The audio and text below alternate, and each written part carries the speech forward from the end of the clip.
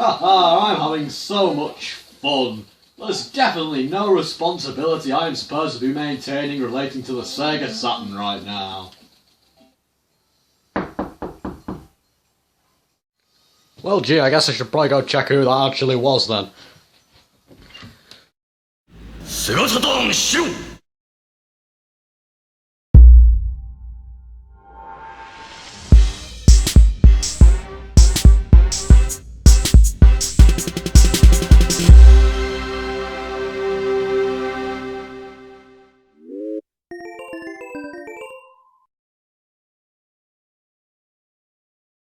Hello, ladies and gentlemen, and welcome to a new episode of This is Saturn, brought to you by SEGA to Sanchiro's legitimate means of encouragement that definitely don't involve judo throws and explosions.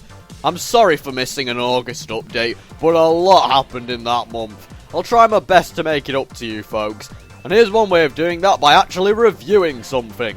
On today's episode, we'll be looking at developer Team Ninja's first bow into the fighting game genre, and in fact the first game ever, Dead or Alive. Chances are you already know what Dead or Alive is, but for those who don't, here's a summary. The original Dead or Alive released in 1996 in arcades, running on the glorious Sega Model 2 board, and it looked damn good. Seriously, this game's graphics were a huge talking point for several reasons, as I'll explain later.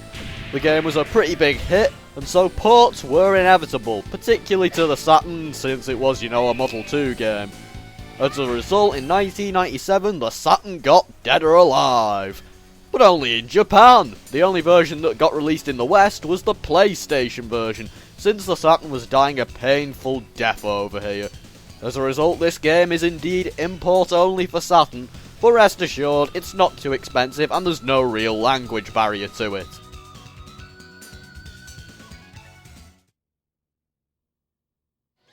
Anyway, Dead or Alive is a 3D fighting game along the lines of Virtua Fighter.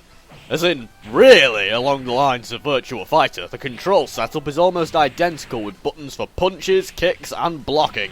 It's not a clone though, as there are several cool innovations.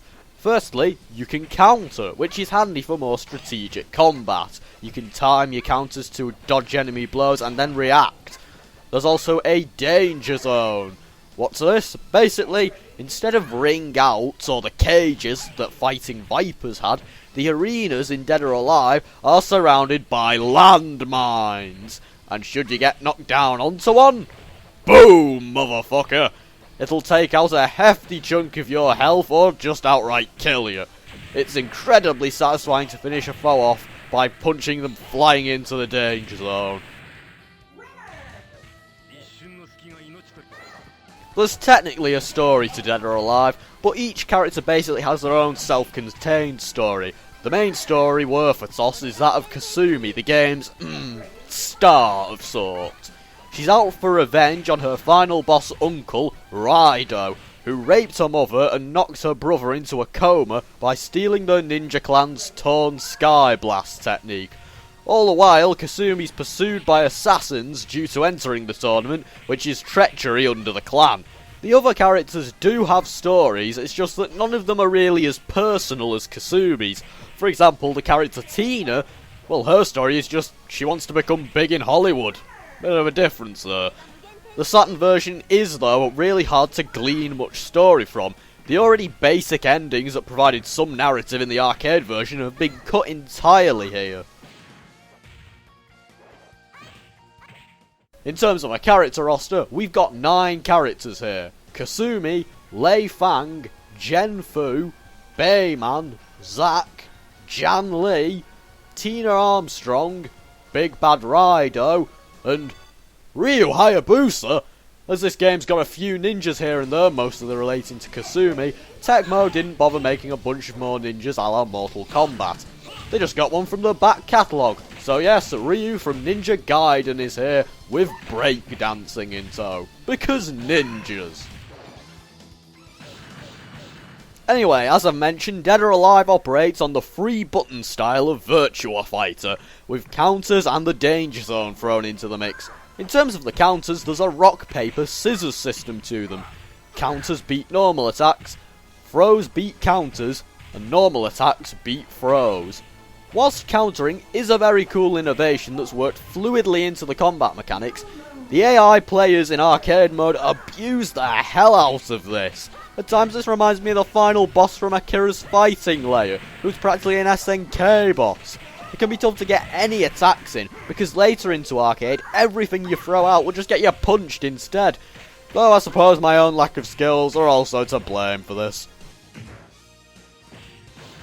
As for the danger zone, you can actually adjust the size of it depending on how, dangerous you want the battles to be.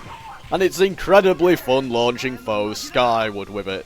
It's more of a dynamic finish than the typical ring outfit, and more entertaining than the similar approach World Heroes took in its Fatal matches. There's even a code that lets you have the entire arena become a danger zone, which is hilarious. Falling into the danger zone yourself isn't instant doom though. You can perform a Yukemi, a rolling dodge, to avoid the explosion. The characters in the game also have pretty varied movesets, and they've all got some charm and personality to them. Particularly Zack and his bizarre alien costume. Any voice acting here is in Japanese obviously, but it's all pretty good from what I can tell. Also available for each character, but particularly the girls, are a metric ton of alternate costumes that you unlock on runs of arcade mode.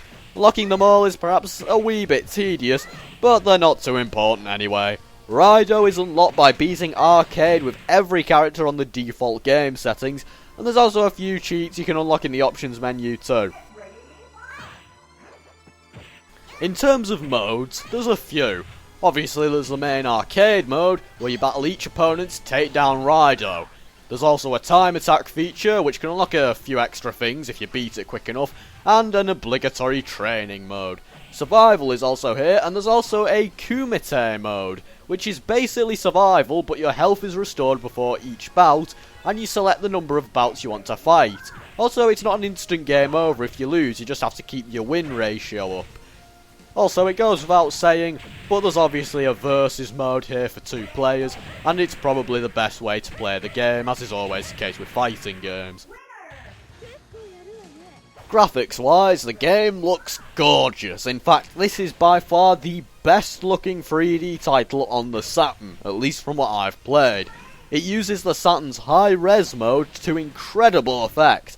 The models are insanely smooth, to the point I was literally taken aback by the fact a SEGA Saturn game was outputting 3D this good when I first played it. The backgrounds are all rendered in 2D, which is an expected but unfortunate step down from the arcade. Still, overall, the game looks simply fantastic, and this is a conversion done right.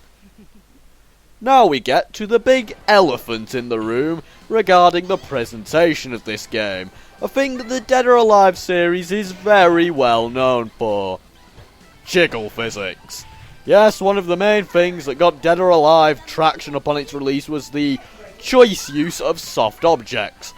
Basically, what I'm trying to say is, all of the female characters have chests that look like they're trying to escape the torso. It's hilarious and a bit tacky, but it's nothing serious, and if it really bugs you that much, you can actually turn it off under the options thanks to the amazingly named toggle, Bouncing Breast. Anyway, the game looks great overall. Tons of variety in the costumes and the stage settings, and insanely detailed and well-crafted models.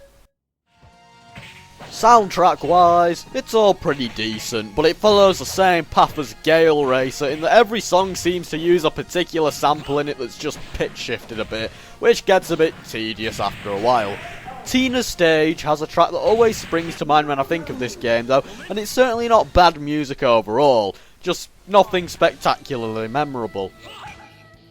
And that's about all there is to say about Dead or Alive on Saturn. On the whole, I think the game not being released west was a huge shame, but I have to admit there probably wouldn't have been any market for it once the PS1 version, sporting new characters and some new mechanics almost to the point of it being a different game, hit store shelves.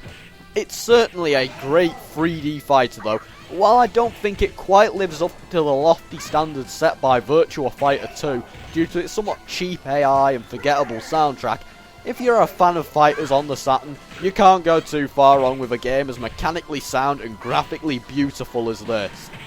As a fun note, later Dead or Alive entries actually feature Virtua Fighter characters. Akira, Jackie, Pi and Sarah have all appeared in the series as of Dead or Alive 5. Those are your fun facts of the day.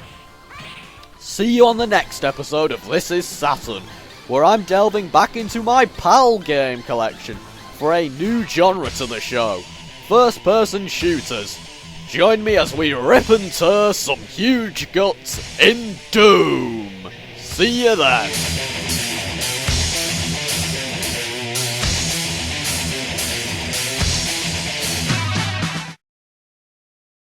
As you might have noticed, this episode was recorded with a capture card. I've managed to get my old one back working again, which is an update on the situation from the end of last episode where I had to use an emulator.